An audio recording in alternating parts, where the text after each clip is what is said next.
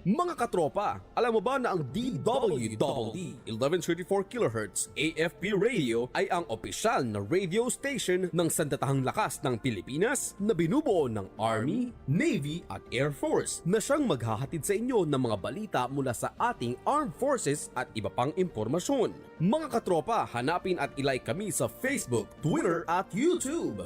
DWDD AFP Radio, ang boses ng Kawal Pilipino.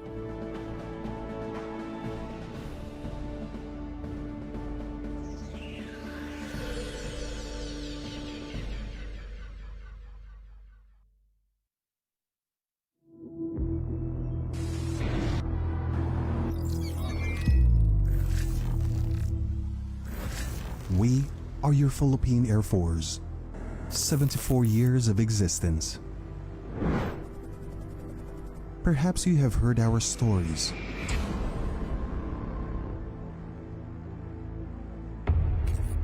Fighter planes, guided missiles, smart bombs, drones, helicopters. There's no such thing as a day without air operations. But if you believe that we are defined by the aircraft that we fly, the technology that we use, or the perceived boldness of our airmen and airwomen, then you don't know us. We exist because of our ardent love for this country. We exist because someone must watch our skies. We exist because of you. The Filipino people is the reason for our existence. It is your support for the development of our core systems. It is your push for our modernization that will help us break the bounds, overcome the challenges set before us.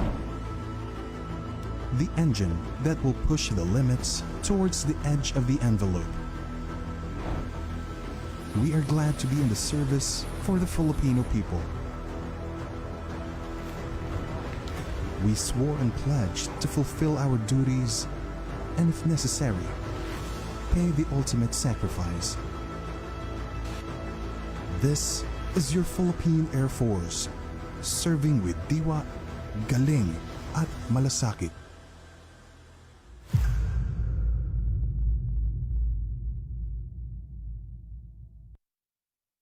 Kayo ay nakatutok sa DWDD AFP Radio.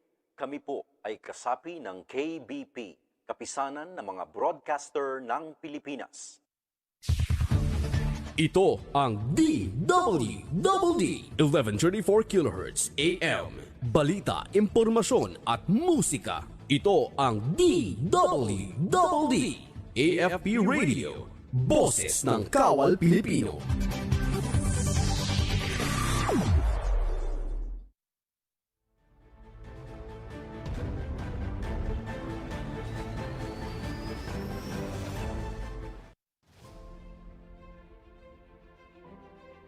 Ang Philippine Air Force military pilots ay natatangi sa lahat. Mga miyembro ng Sandatahang Lakas ng Pilipinas na hinubog upang maging matatag, alisto at bihasa sa mga misyong panghimpapawid. Hindi madali ang mga pagdadaan ng pagsasanay ng mga aviation students. Ngunit lahat ng ito ay upang makamit ang Military Aviator Badge. Tanging matitibay, matitikas, at malalakas ng mga student aviators lamang na matitira ang siyang tatanghalin bilang ganap na Philippine Air Force military pilots.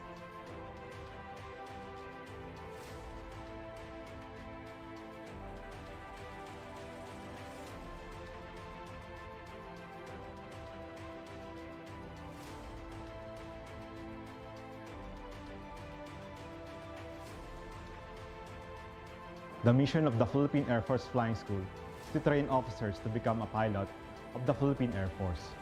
But since most of the aviation students were newly graduate of the Philippine Military Academy and the Philippine Air Force Officer Candidate School, Their school is also responsible in refining the characters of these students to meet the standard of the Philippine Air Force, not only in becoming a pilot, but also in becoming future leaders of the armed forces of the Philippines. The Philippine Air Force Flying School traces its roots when the Philippine Army Air Corps Flying School, organized in 1937, based at Sablan Airfield, now known as the Camp Emilio Aguinaldo at Quezon City. Prior to this, the Filipino pilots were trained in the United States. With a handful of personnel and meager facilities, the Philippine Army Air Corps Flying School trained a trickle of students who eventually formed the elite corps that produces the air heroes in the last war in 1939. After the World War II, the flying training operation resumed with the activation in 1948 of the Primary Flying School Squadron. It was under the command of Captain Horacio N. Parolan, stationed in Fernando Air Base, Lipa City.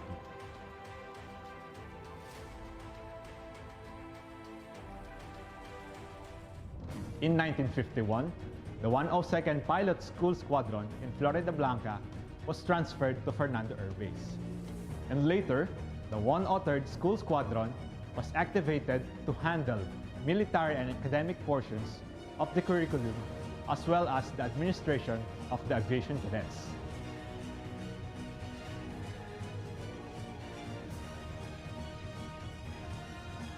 On 01 August 1960, the three squadrons were organized as integral unit, the Philippine Air Force Flying School.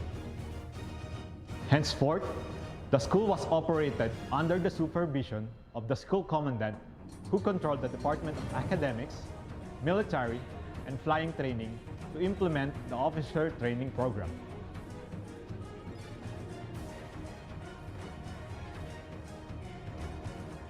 In 1966, the first class of college graduates was sworn in as aviation cadets of the Philippine Air Force Flying School. The class graduated as members of Class 68 Alpha.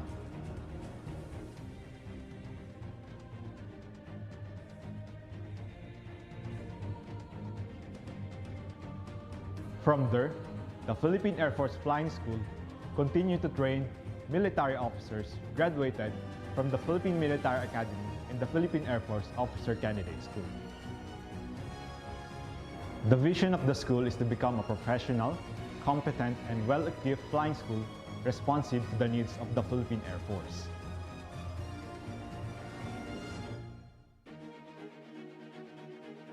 In line with the Philippine Air Force Flight Plan 2028, the school was reorganized and the 101st Primary Pilot Training Squadron was renamed as the 101st Pilot Training Squadron pursuant to General Order Number 333 dated 11 September 2017. Likewise, the 102nd Basic Pilot Training Squadron and the 103rd Student Squadron was renamed as the 102nd Pilot Training Squadron and the 103rd Pilot Training Squadron, respectively. The Philippine Air Force Flying School is now under the Air Education Training and Doctrine Command and is the only source of pilot that now composes the Pilot Corps of the Philippine Air Force. Ang kasanayang magpalipad ng sasakyang panghimpapawid ay kinaklasipika bilang isang kakayahang teknikal. Upang maiwasan ang aberya sa pagpapalipad, ano nga ba ang ginagawang hakbang ng Philippine Air Force Flying School hinggil sa pagpili ng mga magiging dekalidad na piloto?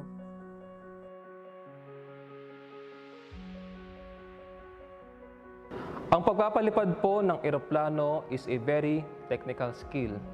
Kaya nga po ang ating mga kandidato ay dumadaan sa very strict process ng pagpili. We want to make sure that these incoming students are not only qualified to be a pilot, but they are also capable of being a pilot.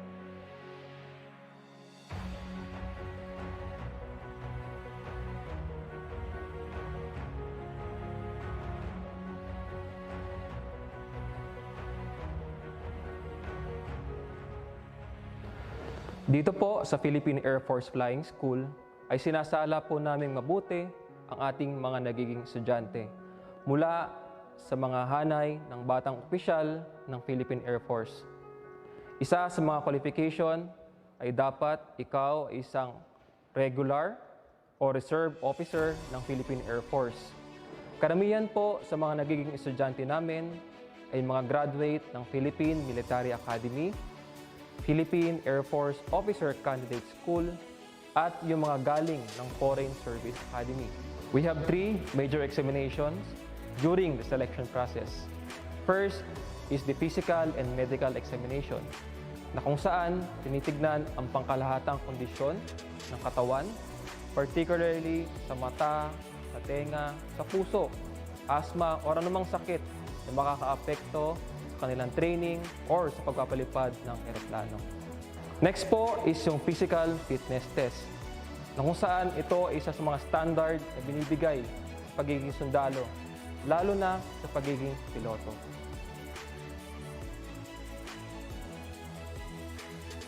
Ang panghuli ay yung Military Pilot Aptitude Test or MPAT. Ito ay isang special examination na binibigay sa mga gustong magpiloto. Dito sinusukat ang iyong logical thinking, spatial disorientation, multitasking, memory, and mental arithmetic. Sa ating pagbabalik, ating tunghayan kung ano nga ba ang mga pinagdadaan ng training ng mga piling student aviators sa kanilang ilang buwang pagsasanay sa loob ng Philippine Air Force Flying School.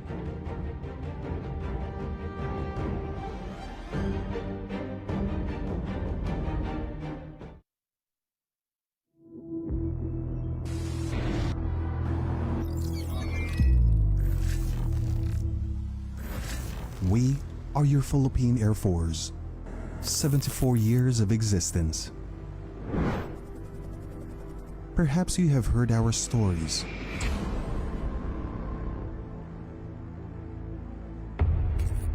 Fighter planes, guided missiles, smart bombs, drones, helicopters.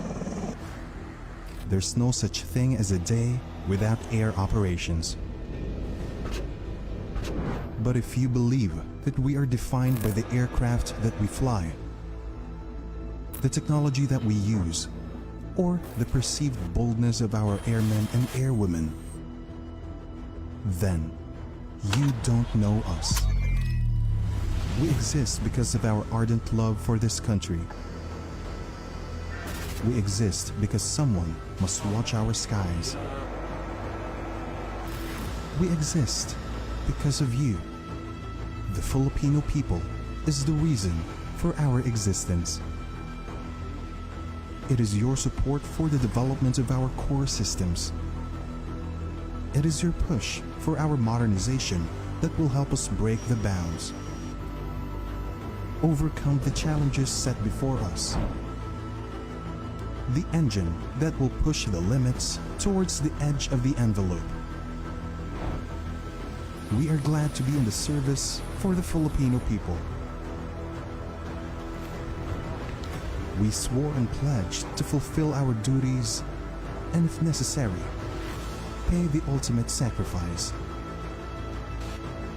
This is your Philippine Air Force, serving with diwa, galing, at malasakit.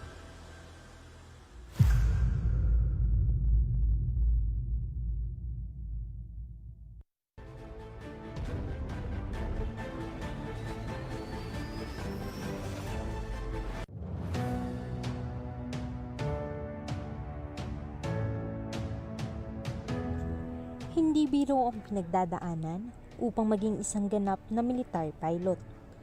Kailangan muna nilang suungin ang 18 buwang pagsasanay.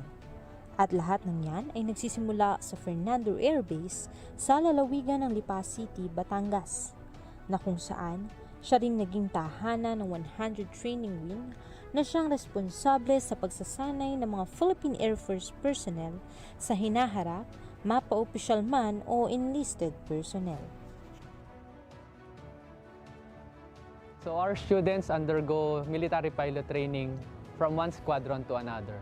First with the 103rd Pilot Training Squadron, then to the 101st Pilot Training Squadron, and lastly to the 102nd Pilot Training Squadron. Today we'll be discussing about the inclement weather. I am your lecturer, First Lieutenant Jun Ariel P. Poblete, O-18761, Organic of 103rd Pilot Training Squadron, Philippine Air Force Flying School. Sa 103rd Pilot Training Squadron, they conduct the ground academic phase of the training. So dito, dinidiscuss yung mga theories of flight, fundamentals of flight, weather, aerodynamics. So yun, it lasts mga 2 to 3 months na ground academics ang nagiging focus ng kanilang training. Yan. Ito yung indication kung ano yung knots nandyan. Makikita nyo yung indication kung ilang knots. Ang 103rd Pilot Training Squadron ay may dalawang pangunahing misyon. Una ay ang pagkandak ng ground academic phase para sa ating mga aviation students kung saan tinuturo lahat ng teorya at kaalaman upang maging handa sila sa aktual na pagpapalipad ng eroplano. Ang pangalawang misyon ng aming squadron ay ang pagkandak ng pilot upgrading courses na pinangungunahan ng flight instructor course kung saan tinuturuan at tinitrain ang mga piloto na gustong sumabak sa larangan ng pagtuturo para sila ay maging isang flight instructor o instructor pilot ng Air Education Training and Doctrine Command.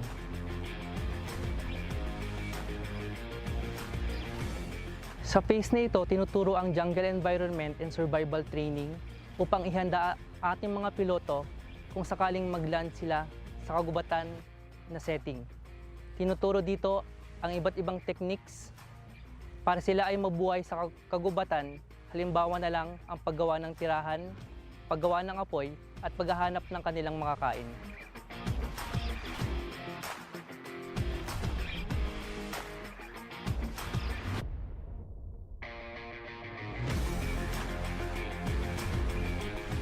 Kasama rin sa phase nito ang water survival training kung saan tinuturuan ng mga aviation students na lumangoy sa open bodies of water.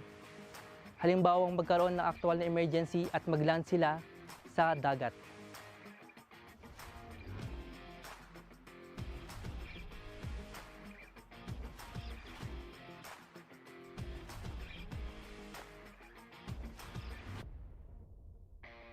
Tinuturo rin sa phase nito ang Basic Life Support o BLS kung saan tinuturuan ang mga estudyante ng iba't ibang techniques ng first aid na pwede nilang magamit sa kanilang pang-araw-araw na activities habang sila ay nasa training at pwede rin nilang magamit pagka-graduate nila ng Philippine Air Force Flying School.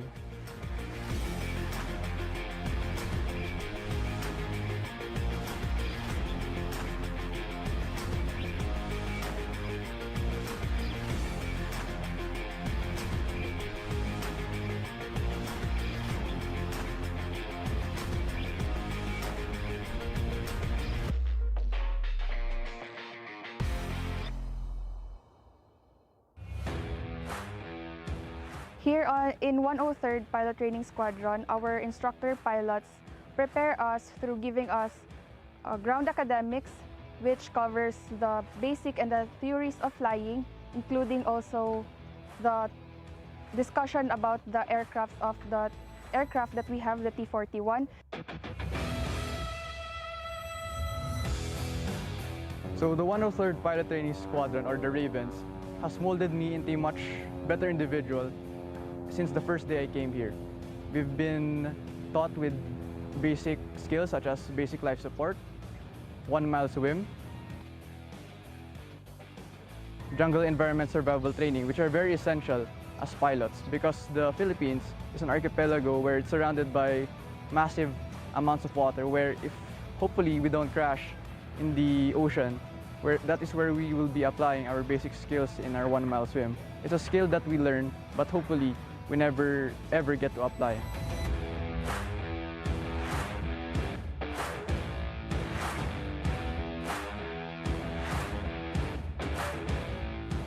The aim of the 101st Pilot Training Squadron is to give the aviation student the primary basic knowledge in flying the T-41 aircraft and to give them 60 hours to be qualified to move to the 102nd Pilot Training Squadron. So, ang mga lesson na tinuturo namin sa 101st Pilot Training Squadron ay CP maneuvers. Ang CP maneuvers o contact proficiency ng tinuturo namin sa mga estudyante ay ginagawa ng mga estudyante sa kagaya ng take-off, level turns, power on stall, power off stall, and slow flight. So ito yung mga basic maneuver para makapa ng estudyante kung paano kontrolin yung aircraft. Next, tinuturuan namin sila paano i-land ang mga aircraft, which is the touch and go phase. So sa dulo ng touch and go phase, meron silang tinatawag na solo wing na kung saan kailangan nila mailipad yung aeroplano na mag-isa lamang. At kapag successfully nila nailipad na mag-isa lamang aeroplano, tuturuan naman sila ng instrument lesson at sunod nito ay navigation at ang pinakauli ay completion phase na kung saan lahat ng mga natutunan nila ay i-apply nila sa completion phase ng training.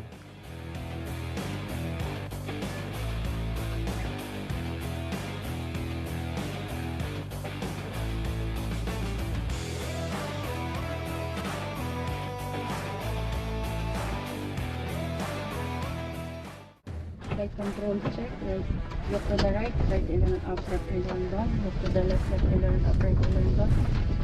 Dito sa 101st Pilot Training Squadron, meron kaming series of courses na kinakandak katulad ng accuracy landing, touch and go, CP maneuvers, basic instrument flying, formation flying, at saka yung pinakahintay namin na long navigation. Sa long navigation, nakapunta kami sa Legazpi Albay. Nakita namin yung Mayon Volcano na nagpakita siya sa amin na while airborne kami, nakikita namin siya, hindi siya sa ordinaryong view lang ng mga taga-Albay, kundi nakita namin siya sa view ng isang piloto na katabi lang mismo namin yung volcano.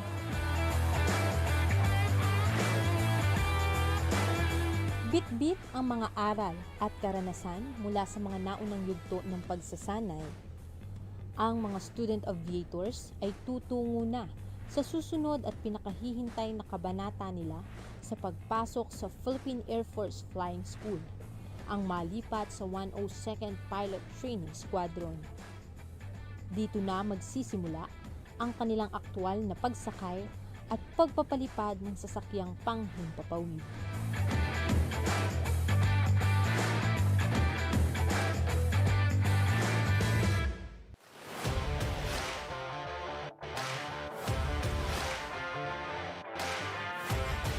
Dito, since ang nagiging critical phase of flight nila dito is yung soloing phase, since our students starts from a 0R, so wala silang experience in flight, and it is more challenging sa ating mga instructor pilots on how to transfer yung skill sa ating mga estudyante.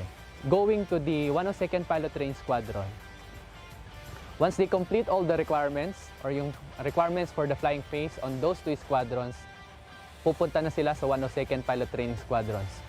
So dito, hinahasa yung mga nasimulang mga skills sa ating mga estudyante. Similar lessons are being conducted to our students. Meron din silang contact proficiency. Meron pa rin silang soloing phase. We also have instruments, formation, and navigation, and advanced maneuvers and aerobatics. Bagamat handa at baon ng mga student aviators ang kanilang mga aral mula sa mga nakaraang pagsasanay, nananatili ang katotohanan na ito'y kanilang unang paglipad.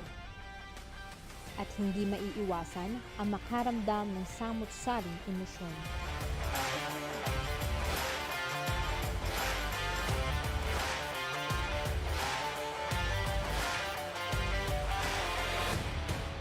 Unlock, seat belts, harnesses fastened and adjusted, doors closed and locked, all electrical switches off, circuit breakers all in, alternator off. So in dealing with the various circumstance na na-encounter namin dito sa PAPS, being the lowest mammal nung pagpasok namin during our flight training, syempre nag-umpisa kami ng ground ACADS, tapos inilipat kami ng flying training. Nagkakaroon kami ng difficulties wherein umabot kami sa point na wala kaming alam kasi zero timer kami. So, nandyan yung mga instructor pilots namin para mag-guide sa amin, nag-explain sa amin kung ano yung nangyayari during our flight. We have our pre-flight briefing, post-flight briefing, at meron din kaming mga designated mentors na pwede namin kausapin once na may hindi talaga kami maintindihan dun sa mga lessons namin sa isang part ng training namin.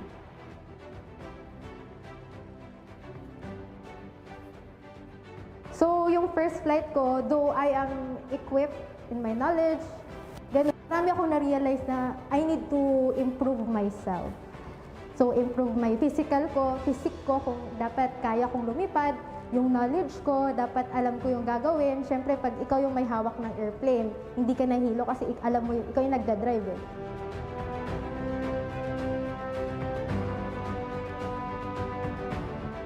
Honestly, may slight fear of heights ako. So, yung very first flight ko, medyo natakot ako upon takeoff pa lang. Pero slowly, throughout my first lesson, my instructor pilot helped me to build my confidence and finish the flight and perform the different maneuvers during my first lesson. So eventually naman, siguro halfway through my first lesson, na-overcome ko naman yung fear of heights ko, and then eventually, yun, nakapag-land naman kami safely, and nasabi ko sa sarili ko na it wasn't as bad as I expected. Kinakabahan ako noon and at the same time excited. It's mixed feelings, pero mas excited talaga ako. Pero yun, mas kinabahan na ako nung nahilo na ako. Kasi sabi ko, ano ba itong pinasok kong pagpipiloto na to? Kaya ko ba to? Kaya ba nila akong baguhin? But then again, nag-improve naman ako. So, yun, my first flight is one of the most unforgettable experiences in my life. Sa aming pagbabalik, ating alamin ano-ano nga ba ang mga tradisyong natatangi lamang sa Philippine Air Force Flying School.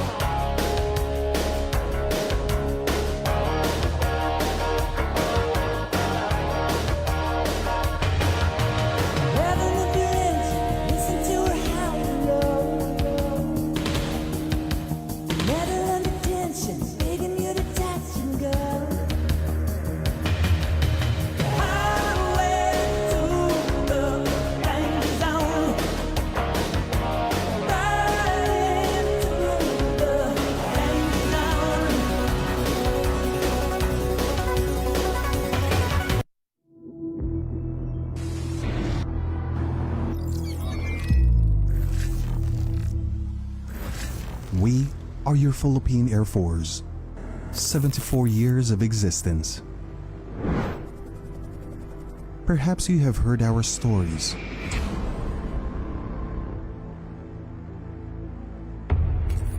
Fighter planes, guided missiles, smart bombs, drones, helicopters.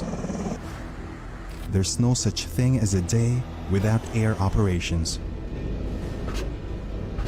But if you believe that we are defined by the aircraft that we fly, the technology that we use, or the perceived boldness of our airmen and airwomen, then you don't know us. We exist because of our ardent love for this country. We exist because someone must watch our skies. We exist because of you. The Filipino people is the reason for our existence. It is your support for the development of our core systems. It is your push for our modernization that will help us break the bounds, overcome the challenges set before us. The engine that will push the limits towards the edge of the envelope. We are glad to be in the service for the Filipino people. We swore and pledged to fulfill our duties and, if necessary, pay the ultimate sacrifice. This is your Philippine Air Force, serving with diwa, galing, at malasakit.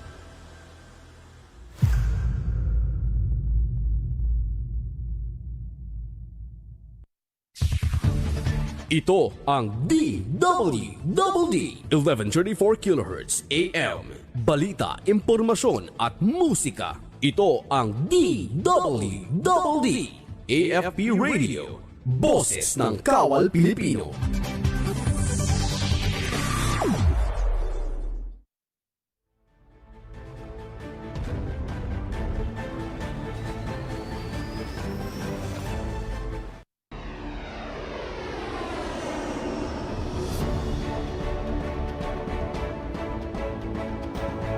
Bukod sa pagkakaroon ng simbolikong sagisag,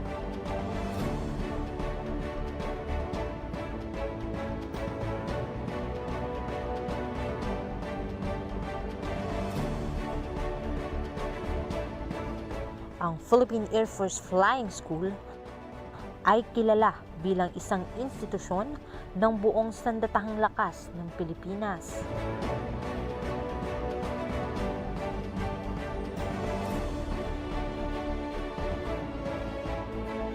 Kung kaya't hindi nakataka-taka na isa sa mga bagay na nagbubuklod sa prestihiyosong eskwelahan na ito ay ang mga natatangi at makukulay nitong mga tradisyon.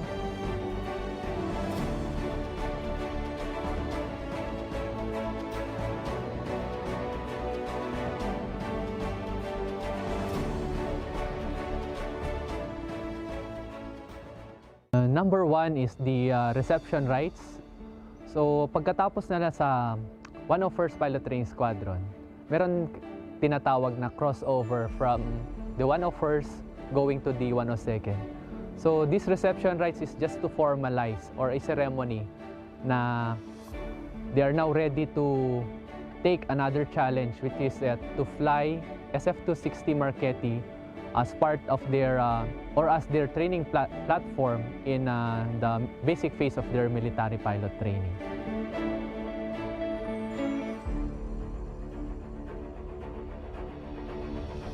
Also have the soloing.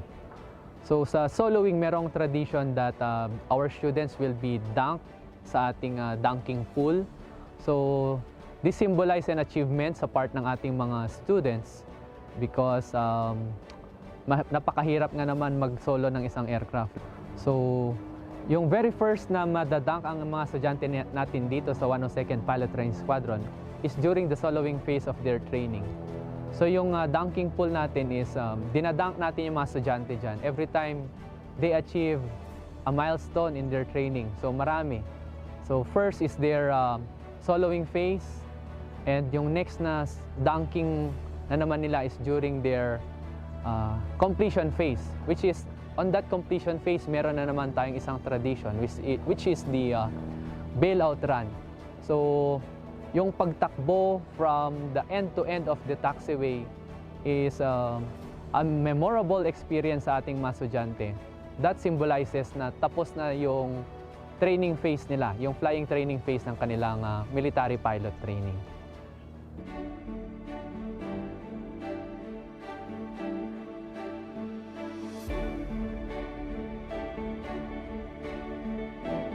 Lahat ng hirap at pagod ay mapapalitan ng mga ngiti sa tuwing maaabot ang rurok ng tagumpay.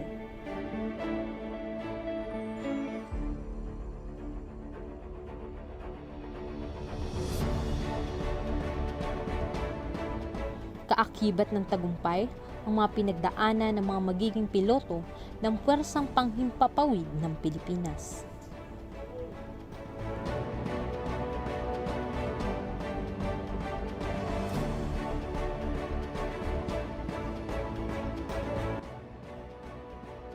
My most challenging experience was my soloing of the SF-260 aircraft. Kasi compared to the previous trainer, mas mabilis siya and it's a different experience from the T-41.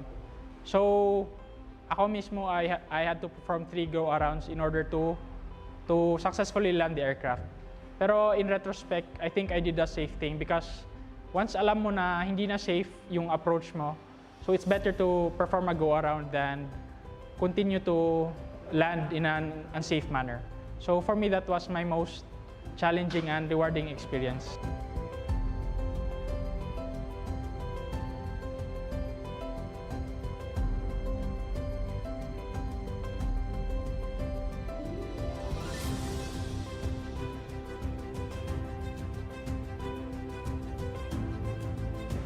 And then, kapag inverted na tayo, we make sure that we are inverted wings level sa ating secondary horizon. Kalakip ng pagpupursigi at kagalingan ng mga student aviators ng Philippine Air Force Flying School, mahalaga ang pagkakaroon ng marapat na mga aparato upang mas mapaigi at maging dekalidad ang serbisyo ng mga bantay ng himpapawid.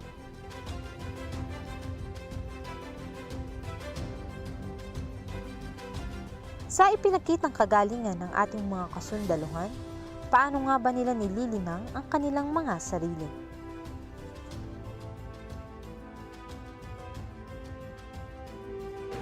So, random.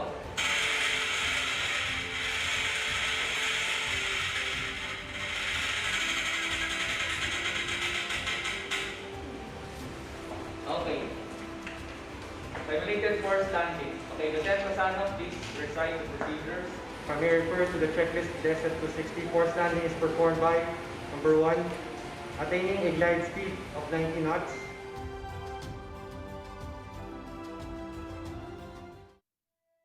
Sa instrument lesson, tuturuan namin ng mga estudyante namin na gamitin lamang ang instruments para magpalipad. So, hindi sila pinapayagan na tumingin sa labas ng eroplano upang magpalipad, kundi ang ginagamit lang nila ay mga instruments sa loob ng eroplano gaya ng attitude indicator, altimeter, VVI, at pati na rin ang airspeed indicator. Sa pagtuturo ng instrument lesson, gumagamit din ang squadron ng flight simulator. Merong 2 flight simulator ang Philippine Air Force Flying School. At ang mga estudyante meron ding kanya-kanyang joystick para mag-practice sa kanilang mga barracks para sa instrument lesson.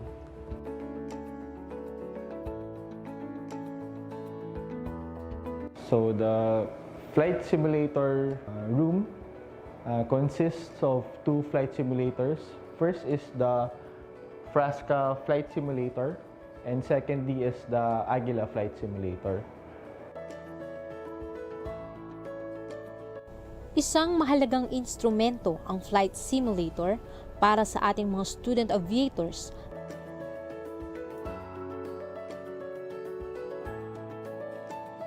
Lalo na sa 101st Pilot Training students kung saan hinuhubog sila sa iba't ibang paraan ng pagmamaniobra ng eroplano at kasanayan sa paglipad.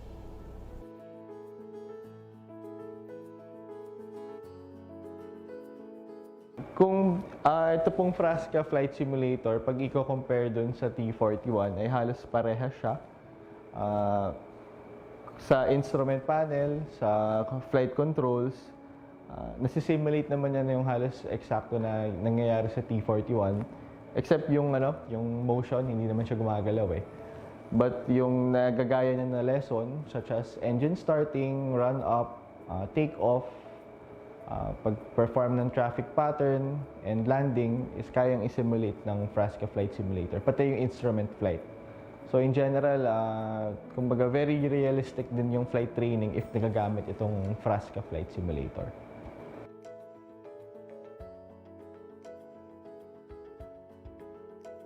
Currently, shipping status from abroad na yung isa pang flight simulator, kagaya nitong yung Aguila Flight Simulator. Expectedly, darating siya ng 4th quarter. So, in total, magiging 3 yung flight simulator natin dito sa flying school.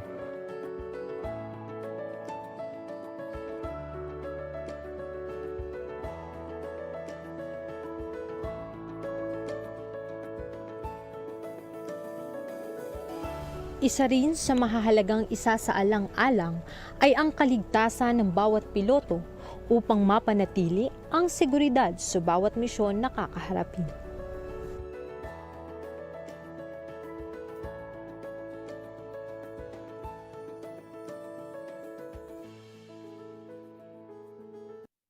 So, nandito tayo ngayon sa PE room ng Philippine Air Force Flying School. Itong PE room ay ginagamit sa pag-maintain and pag-store ng mga flight equipment ng mga student officers and instructor pilots. Kasama dito yung helmet, headset, parachute, saka life preserver unit or LPU. In detail, lalagpas tayo ng 80 pieces ng parachute. Sa LPU naman, kasama yung sa student officers and instructor pilots, around 130 pataas. For the headset, meron tayong dual jack headset. I believe ay 32 pieces. And sa single jack, meron tayong dalawa. For may future procurements yung flying school, especially yung additional na 60 helmets for the student officers para mas marami sila nagagawa. Also for the instructor pilots, mayroon din plano na mag-procure ng additional headset.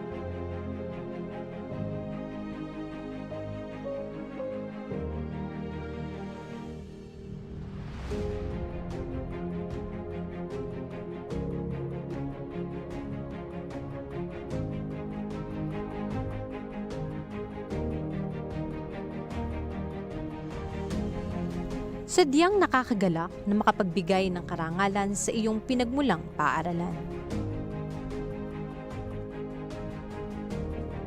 Ngunit bago makapagbigay ng karangalan sa iyong inang bayan at upang maging handa sa oras na may mangyaring hindi inaasahan, kinakailangan ang matinding pagsubok at ensayo para mapalapit sa inaasam na pagtatapos.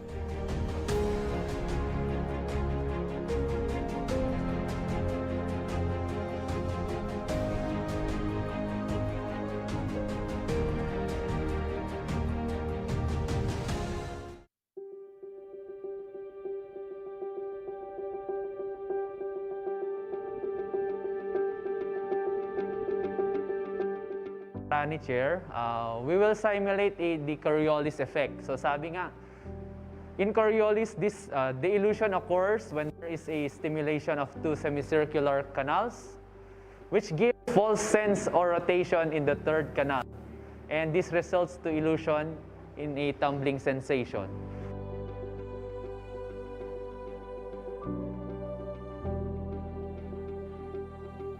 So throughout the process, you keep your eyes closed and then wait yung signal ng yung keyword natin, which is touchdown.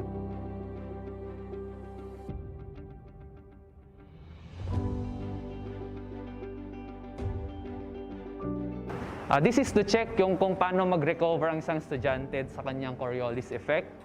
Yung Coriolis effect during flight. So minsan kasi sa aerobatics, hindi natin alam. Minsan okay, minsan hindi yung panahon, and yung tendency ng mga estudyante is to look into the instruments. So parang ganito, naka-heads down siya. So nagkakaroon ng maling or false sensation kapag masyado ka nakatingin sa instruments, whereas dapat sa isang maneuver, lagi dapat siyang nakatingin sa labas para hindi siya mapunta sa ganitong state ng kanyang katawan.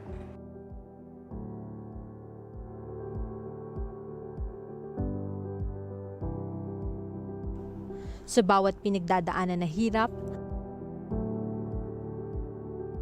may kaakibat na tamis ng pag-abot sa pangarap.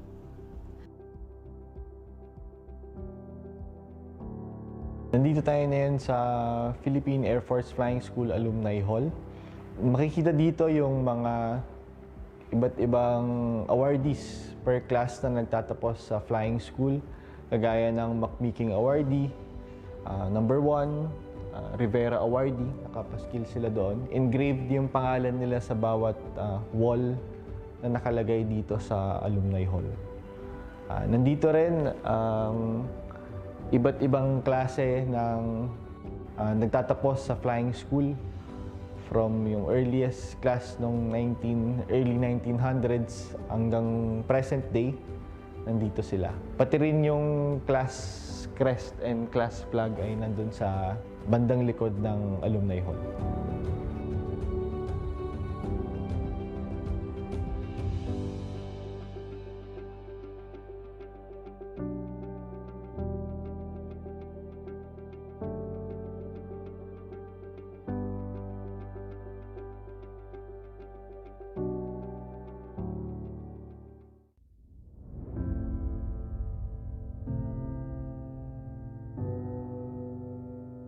madugong proseso man ang pinagdadaanan,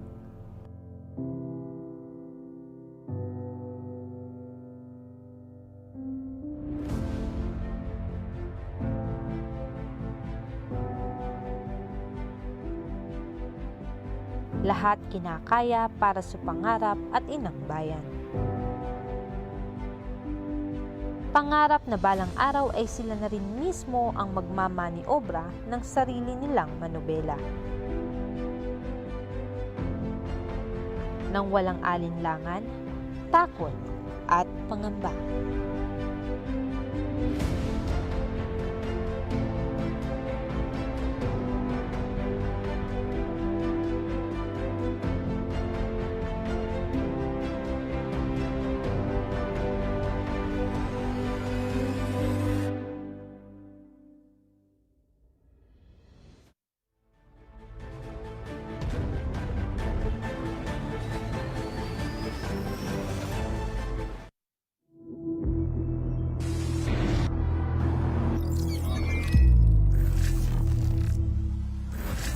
We are your Philippine Air Force. 74 years of existence. Perhaps you have heard our stories.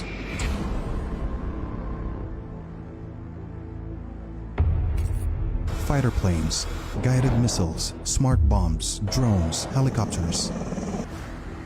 There's no such thing as a day without air operations.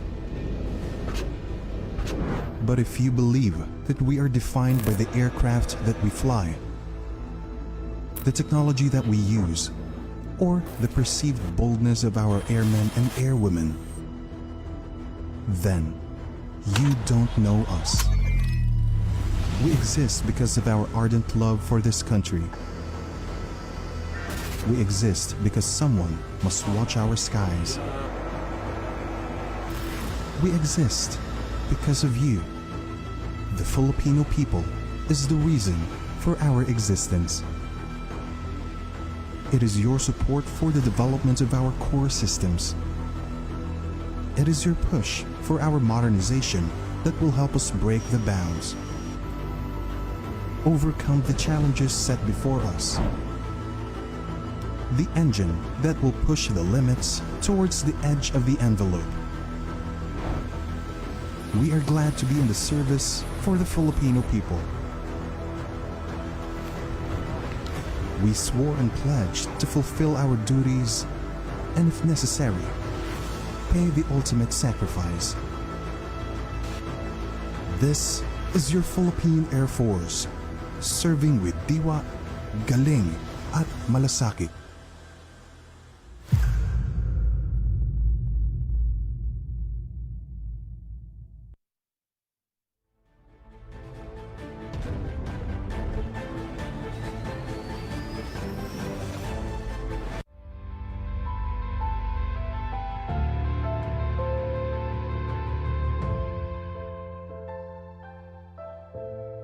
Bilang nooy sibilyang nangarap,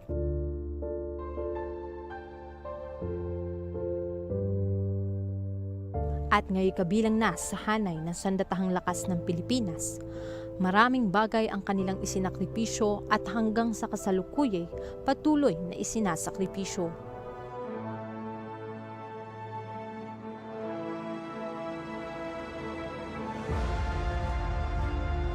Ngayon, sila'y nabigyang liwanag at pansin sa larangan ng pagpapalipad ng sasakyang panghimpapawid, dala ang bandera ng natatanging PAF-FS.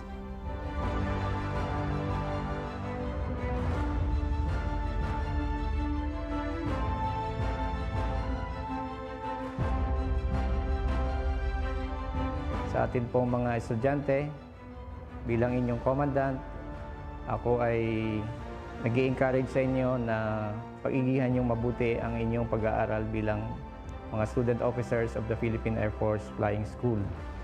Sa ganitong paraan, you will learn the basic foundation of flying, and also we will train you as officers of the Philippine Air Force. Later on, you will perform roles in the different units of the Philippine Air Force, flying the different platforms, and you will be involved in different missions, flight missions such as combat support, and humanitarian assistance and disaster response missions. So while you are still students here at the Philippine Air Force Flying School, I would really encourage you to maximize your training and nurture every lesson, every learning, every part of your training here at the Philippine Air Force Flying School. Other than the knowledge and the skills in flying, yung pinaka nahubog sa akin ng PAFs, it's the character. The character, yung perseverance. Kasi ako, I'm in the verge of giving up. I experience different emotions, lalo na sa mga babae dyan. We experience different emotions pag hindi natin magawa yung isang bagay. But then again, you know yung perseverance na kaya ko to, gagawin ko to, mag-i-improve ako. So yun, kahit ilang flights na hindi magandang lipad, hindi magandang performance, but there's always yung character na perseverance. I'll do well next flight. I'll do well on my next flights. I will practice, I will study so that I will do well on my next flights. So yun talaga yung pinaka-na-mold sa akin ng flying school. Thankfully, na-apply ko din siya not just in flying but in my life. So kung mga challenges dyan, kahit saan sa pagiging officer, sa mga problems sa bahay or sa buhay, na a-apply ko yung perseverance na naturo sa akin ng flying school.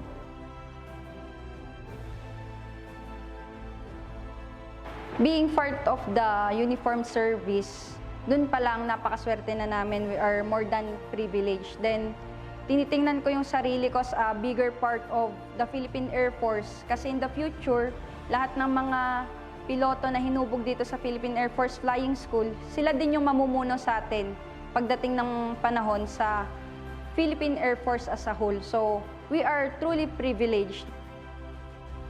Sabi nga nila, joining the military pilot training itself is already a very selective and highly competitive selection process. So, dahil nabigyan ako ng opportunity na maparito sa MPT program, so I always do my best and find any source of inspiration para to uplift my mood whenever things get hard. So, very rigid yung training dito, emotionally, physically, and mentally. So, we just have to look for sources of inspiration and our different coping mechanisms in order to deal with the challenges that we face at every phase of the training. So eventually, all of us learn our best learning process and then we learn to cope despite any challenge we face here. In my personal experience, the Philippine Air Force Flying School has been very adaptive and very resilient. So thanks to the staff of the Philippine Air Force Flying School and the command of AATDC, I have adapted for myself to become very resilient in all in whatever life would bring me.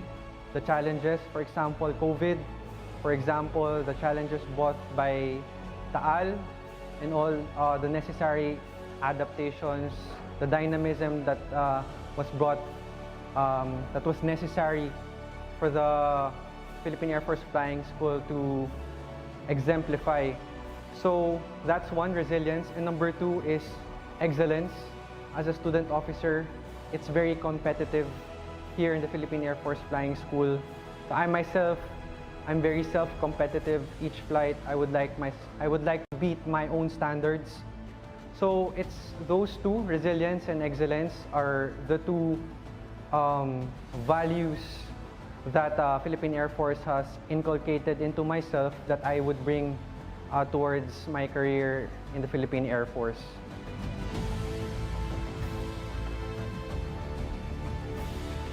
Being an officer dito sa Air Force, for me, yun, parang yun talaga yung goal.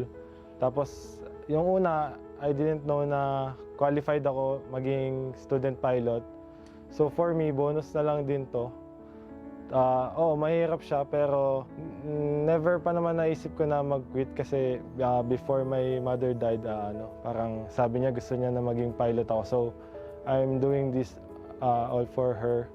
Tapos pagka times na syempre nalulungkot ka, nahihirapan kasi malayo sa pamilya, tapos nakakapagod nga. Doon yung times na hindi mo ma-perform yung dapat may perform kasi nahihirapan ka. Syempre nga, nag-aaral ka pa lang. Yun ang nagiging coping mechanism namin is, syempre, as classmates, parang family na rin kami na bibuild namin yung bond na we make sure na we check up on each other. If someone na may nakikita na kami na low moral siya, we make sure to check on him or her. Tapos we try to do our part para i-lift up siya. Tapos parang ano lang, pagtalo, bounce back lang, gano'n.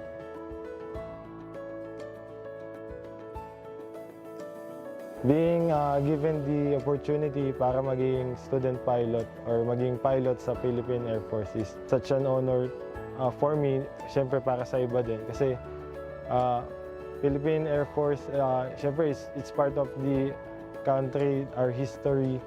So hindi siya basta-basta. Tapos yung pinagdaanan pa, bago ka makapasok is salang-sala din talaga. So yung mapili ka para mag-qualify and mag-aral para maging piloto ng Air Force is very, call it as a prestige and honor po para sa akin.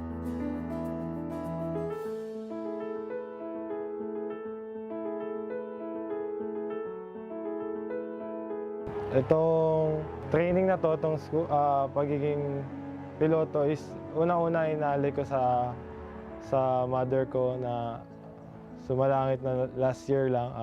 Sabi niya ay gusto niya maging pilot ako, so inaalay ko to sa kanya. And syempre sa other relatives ko, sa family ko. Also, I'm expecting a baby. Syempre para din sa buong country. Kahit hindi man pansinin yung ginagawa, proud ako na may ginagawa ako para sa bayan natin.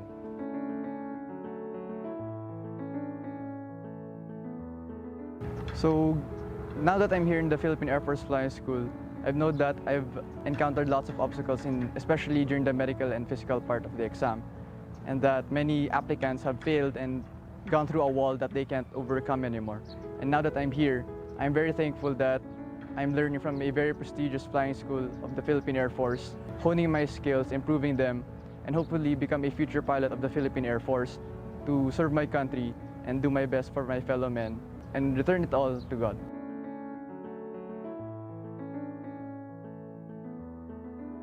Being in this noble profession and being able to serve our country and our fellow men is already a great honor.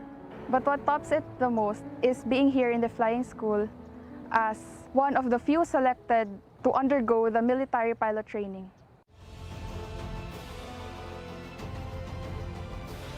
Sa ganitong larangan ng propesyon, determinasyon ang susi, habang dasal naman ang baon. Lahat ng mga kadete pumasok sa PAF-FS, umaasang matapos ang ilang buwang pagsasakripisyo at kapalit nito ay ang isang bagay na kanilang inaasam-asam bilang kadeteng piloto, ang Golden Wing Badge. Completing the requirements both in ground and their flying phase, our students will now graduate and they will be awarded with the Philippine Air Force Wings, just like nung ito na nakikita nyo dito sa patch ko. This symbolizes that they are now full-fledged pilots and now ready to serve our nation in different platforms that the Philippine Air Force has. After earning their much-coveted aviation badge, pilots are now responsible of flying the Philippine Air Force air assets, carrying their utmost proficiency they have learned in their training. After gaining the required flying hours and being a pilot for 5 years, the pilot will be awarded with a senior pilot badge, an aviation badge with a 5-point star at the top of the eagle. After gaining the required flying hours and being a pilot for 10 years, his senior aviation badge will be upgraded to the command pilot badge. And the star in his aviation badge will be surrounded with the laurel leaves. When the pilot became a general officer of the Armed Forces of the Philippines, his command aviation badge will transform into a gold wing badge.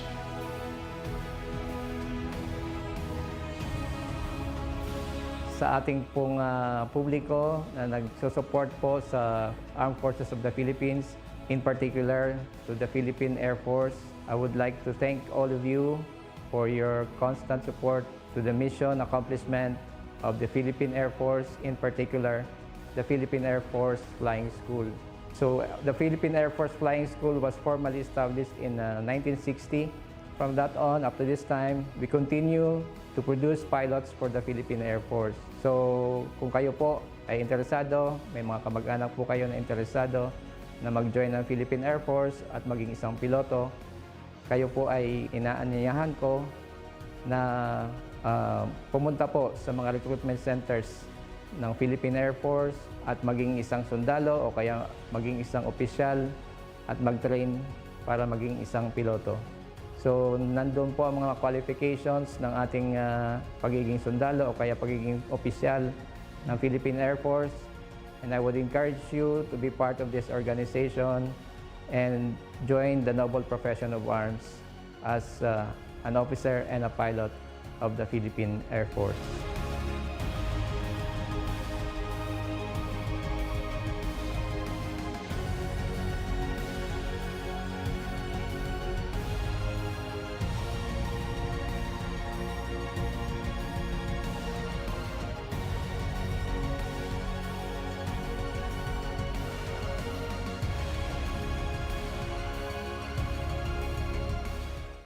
Kung ikaw ay isang regular or reserve officer, ang iyong edad ay hindi dapat lalagpas ng 28 taong gulang, at kung ikaw naman ay galing ng Foreign Service Academy, ang iyong edad ay hindi dapat lalagpas ng 29 na taong gulang.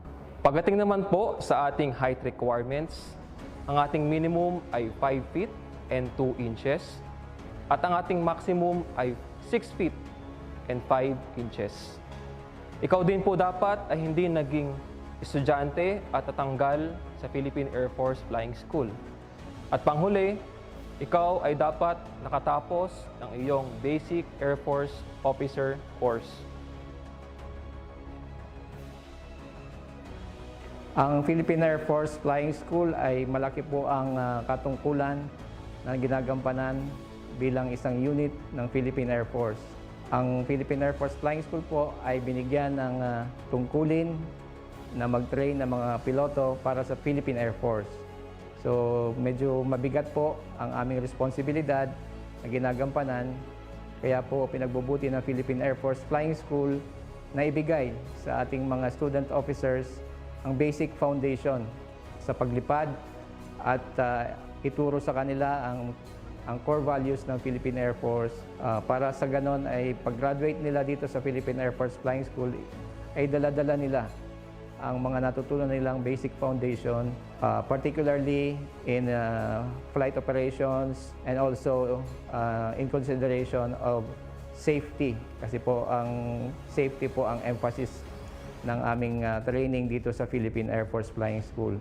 So pag yun po ay nadala ng ating mga bagong graduates sa different Philippine Air Force units, the Philippine Air Force will be assured that they will be gaining pilots that are safe and proficient and competent to fly the different missions that are task of the Philippine Air Force. So the Philippine Air Force will continue performing our mandate in producing military pilots for the Philippine Air Force.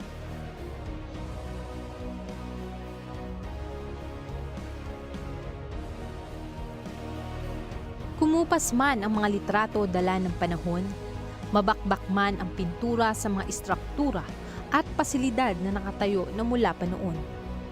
Ngunit ang mga alaala ng sakripisyo, pagtitiis at kasiyahan ng pagtatapos ng mga kadete at sundalong piloto ay mananatiling nakaukit sa isip at puso ng mga individual at patuloy itong masasaksihan ng lahat sa marami at mahaba pang panahon.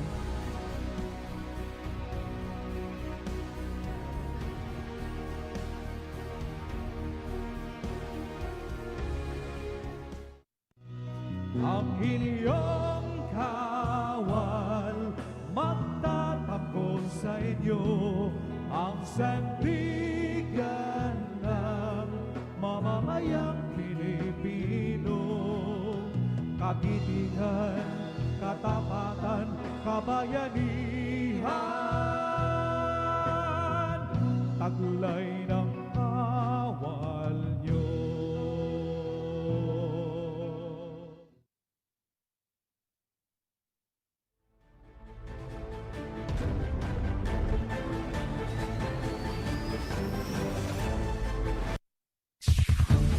Ito ang DWDD 1134 kHz AM.